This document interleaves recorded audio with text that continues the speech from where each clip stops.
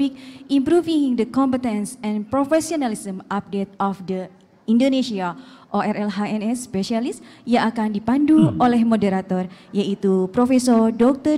Yeni Basirudin Spesialis Telinga Hidung Tenggorok Bedah Kepala Subspesialis Neurootologi Konsultan. Kami persilahkan. Ladies and gentlemen, together we will follow the keynote lecture with the topic Improving the Competence of Professionalism Update of the Indonesian ORL-HNS Specialist, which will be guided by the moderator Profesor Dr. Yeni Basirudin, Otorhinolaryngology and Head Neck Surgery Specialist, Neurootology Subspecialist Consultant.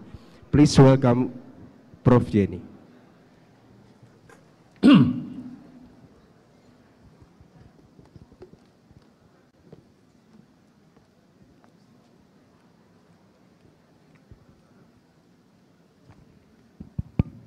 Bismillahirrahmanirrahim. Kembali lagi saya di sini, kali ini ditugaskan oleh panitia untuk memoderatori keynote lecture. Pertama-tama tentu mohon maaf karena pembicara yang awalnya hadir ternyata berhalangan dan sekarang akan tetap dari Kementerian Kesehatan yang akan diwakili oleh Dr. Imran Agus Nurali, spesialis kedokteran olahraga, di mana beliau adalah menjabat sebagai sekretaris KKI yang dengan judul adalah paradigma baru keilmuan dalam meningkatkan profesionalisme dan kompetensi spesialis THT BKL Indonesia di masa depan. Dr. Imran Agus Nurali, spesialis kedokteran olahraga. Nih hobinya banyak nih, sama saya, traveling, musik, olahraga.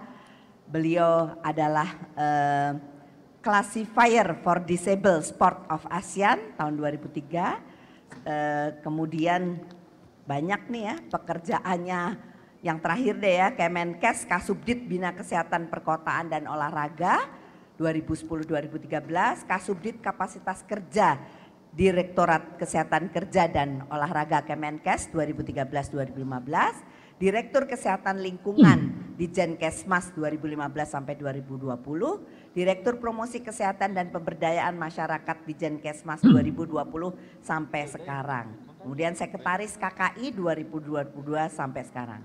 Dengan banyak sekali organisasi yang beliau pimpin dan tentu nih pengalaman yang menarik ya. Puncak Jayawijaya, Ekspedisi Kartens Piramid Mapala tahun 1993 dan Paralimpik Athena 2000 Yunani 2004. Terima kasih saya ucapkan kepada Dr. Imran Agus Nurali yang telah berkenan untuk memberikan keynote lecture pada pagi ini, tetapi mohon izin masih online karena banyak tugas yang beliau masih lakukan di Jakarta sehingga beliau masih online. Saya persilahkan. Terima kasih Prof. Yeni. Assalamualaikum warahmatullahi wabarakatuh. Yang saya hormati Prof. Yeni Basirudin, Profesor Dr. Yeni Basirudin sebagai Ketua PP Perhati KL. Mudah-mudahan suara saya sudah terdengar ya. Kemudian Ketua Panitia Konas ke-19 Dr. Yusi Dewi, spesialis THT, Kepala Dinas Kesehatan Provinsi Jawa Barat, dan juga Direktur Utama Rumah Sakit Hasan Sadikin, Dekan Fakultas Kedokteran Universitas Padjadjaran, Prof. Yudi, Ketua ID Wilayah Jawa Barat, serta para narasumber, serta tentunya para peserta Kongres Nasional Perhati KL yang ke-19 secara luring dan daring. Terima kasih. Sebelumnya saya sampaikan permohonan maaf Bapak Menteri Kesehatan tidak bisa hadir dan saya diminta untuk mewakili. Mudah-mudahan Prof. Yeni masih kenal ya, kita dulu sama-sama di CMF KUI ya, kemudian saya berpindah ke Kementerian Kesehatan.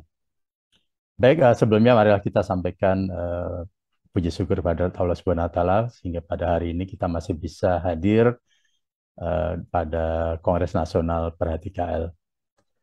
Bapak Ibu peserta Kongres, saat ini Kementerian Kesehatan telah berkomitmen tentunya untuk melakukan transformasi sistem kesehatan.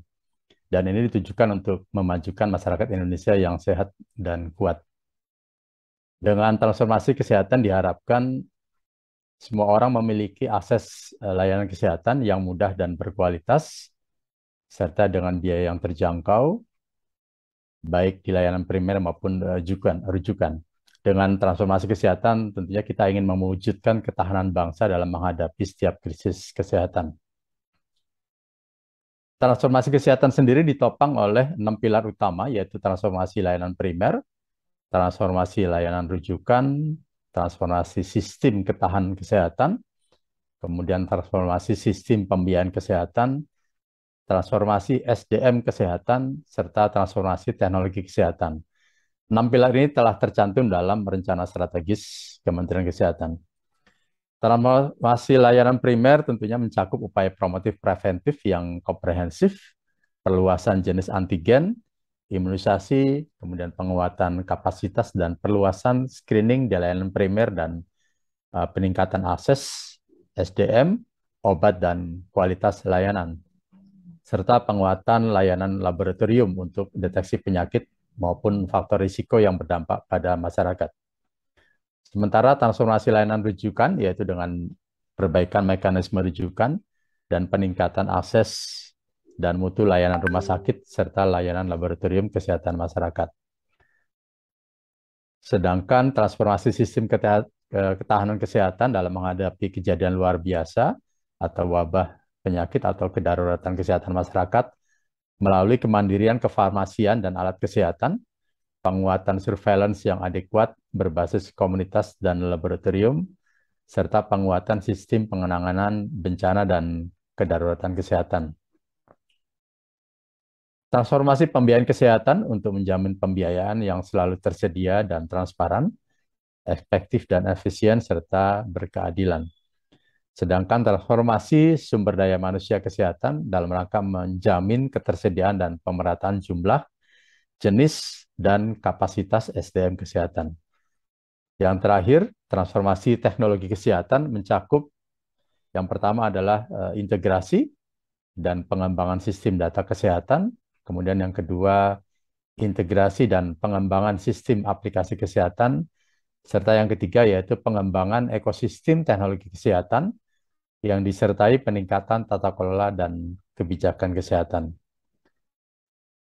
Transformasi SDM kesehatan tentunya dalam rangka menjamin ketersediaan dan pemerataan jumlah, jenis, dan kapasitas SDM kesehatan merupakan hal yang sangat penting menjadi perhatian bagi organisasi perhati KL di samping transformasi kesehatan lainnya.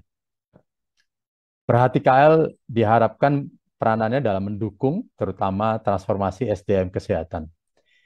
3 tantangan utama dalam pengelolaan SDM kesehatan di Indonesia adalah kekurangan jumlah tenaga kesehatan secara nasional, distribusi SDM kesehatan yang tidak merata, dan kurangnya pelatihan berbasis kompetensi. Sehingga yang menjadi program unggulan transformasi SDM kesehatan Indonesia adalah yang pertama, peningkatan jumlah tenaga kesehatan, termasuk penambahan program studi spesialis 9 penyakit prioritas seperti anestesi, bedah, jantung, ya termasuk di Fakultas Kedokteran swasta. Kemudian yang kedua terkait dengan peningkatan jumlah tenaga kesehatan adalah pengembangan implementasi akademik health system untuk memperbanyak wahana pendidikan kedokteran di Fasiankes.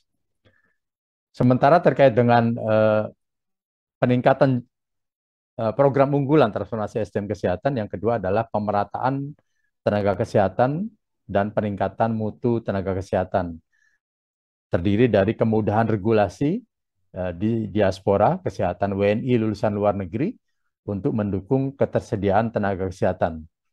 Kemudian pendayagunaan tenaga kesehatan WNA sebagai bagian dari investasi, serta penempatan tenaga kesehatan penerima lebih dari 10.000 beasiswa hingga tahun 2024 sesuai dengan lokus rekomendasi dari Kementerian Kesehatan. Serta rekrutmen calon ASN atau PNS pada institusi kesehatan seperti puskesmas, rumah sakit, laboratorium kesehatan, dan lain-lain sesuai dengan lokus rekomendasi dari Kementerian Kesehatan. Sementara yang ketiga adalah dalam hal peningkatan mutu tenaga kesehatan, terdiri dari beasiswa fellowship untuk meningkatkan kompetensi spesialistik tenaga kesehatan, kemudian pelatihan kesehatan dalam rangka peningkatan dan pemantapan kompetensi, serta transfer ilmu dan teknologi diaspora kepada tenaga kesehatan di puskesmas maupun juga rumah sakit pemerintah.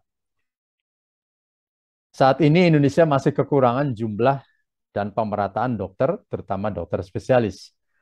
Rasio dokter spesialis saat ini sebesar 0,15 per 1000 penduduk. Sementara jumlah dokter spesialis THTKL yang terregistrasi saat ini sejumlah 2.066 orang.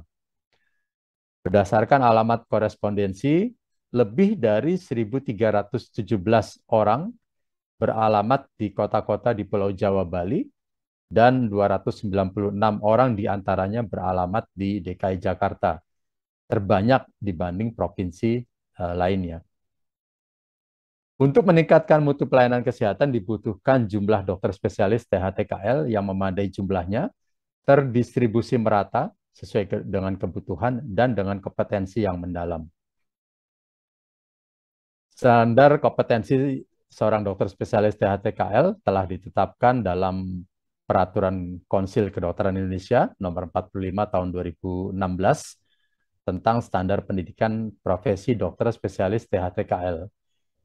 Dan untuk dokter subspesialis THTKL telah tercantum dalam Peraturan Konsil Kedokteran Nomor 96 Tahun 2021 tentang standar pendidikan profesi dokter spesialis THTKL.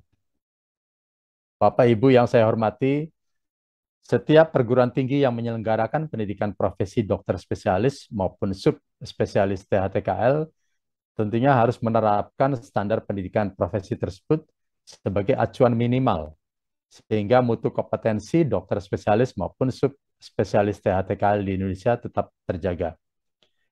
Standar ini secara periodik tentunya perlu direvisi, mengikuti perkembangan ilmu dan teknologi kedokteran terkini, dan hal ini merupakan bagian dari tanggung jawab PerHTKL melalui kolegiumnya. Seorang dokter, termasuk dokter spesialis THTKL, dituntut memiliki mental pembelajar, yaitu menjadikan kegiatan belajar sebagai bagian dari daily activity, bahkan mungkin sebagai kebutuhan hidup. Setiap dokter harus selalu meningkatkan profesionalisme dan kompetensinya melalui pendidikan berkelanjutan, termasuk mengikuti perkembangan kesehatan global, mengikuti perkembangan teknologi informasi, dan memahami telemedicine dalam praktek kedokteran beserta aspek hukumnya.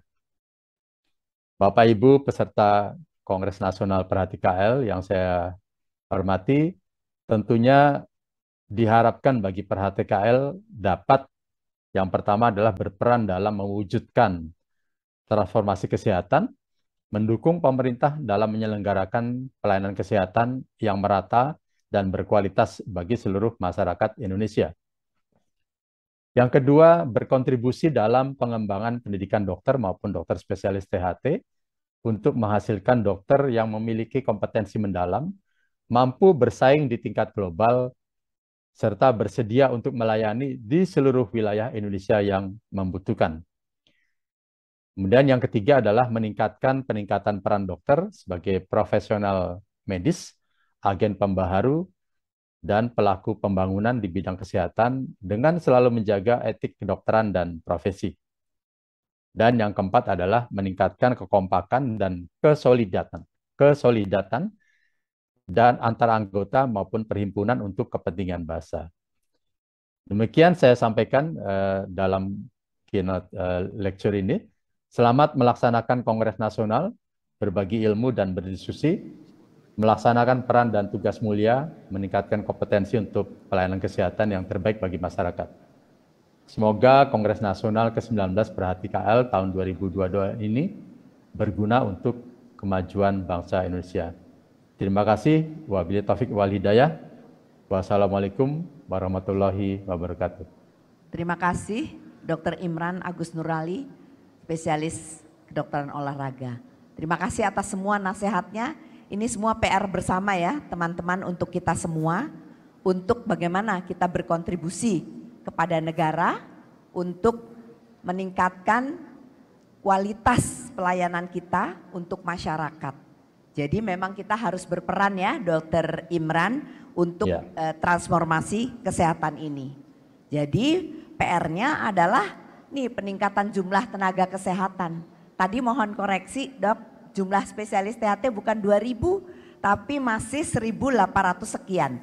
Mungkin itu tercatat karena memang selama pandemi kita juga kehilangan ya beberapa senior-senior dan beberapa teman-teman sejawat kita. Mungkin itu belum update. Tapi alhamdulillah dari 1.840 ini kita tersebar di seluruh Indonesia, tapi tentunya nanti PR juga nih buat kolegium Dr. Ria, kita harus meningkatkan jumlah peserta didik untuk membantu pembangunan kesehatan Indonesia.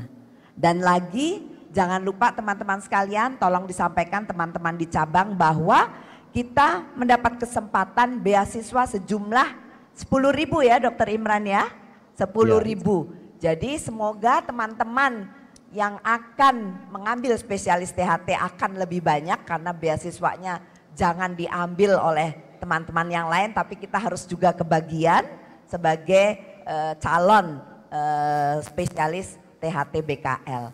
Dan kemudian tak lupa kita semua harus meningkatkan kompetensi, terus berperan serta di Indonesia untuk menjadi melayani para pasien yang membutuhkan.